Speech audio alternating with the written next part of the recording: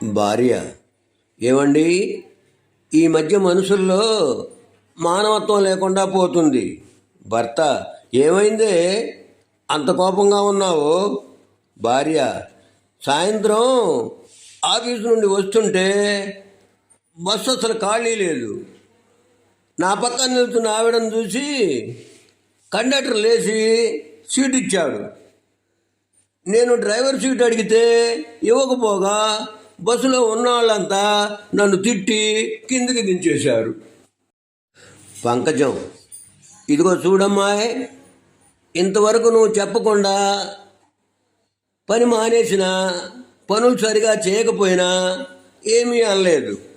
ఇకపై అలా చేస్తే నువ్వు వేరే ఇల్లు చూసుకోవచ్చు. కాఫీ తాగుతూ పేపర్ చదువుతున్న పరంధామయ్య భార్య మాటలు విని: పరంధామయ్య: ఏమైంది పంకజం, సడన్గా నీకు అంత ధైర్యం ఎక్కడి నుంచి వచ్చింది?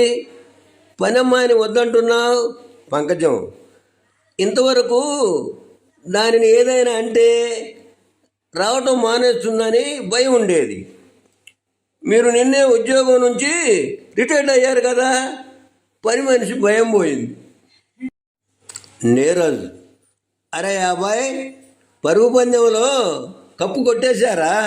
అబ్బాయి: సూపర్ రా, ఈ సంతోష సమయంలో బ్రహ్మాండమైన పార్టీ ఇవ్వాలి. ఇప్పుడు ఎక్కడున్నావో చెప్పు, మన గ్యాంగ్ని తీసుకొస్తాను.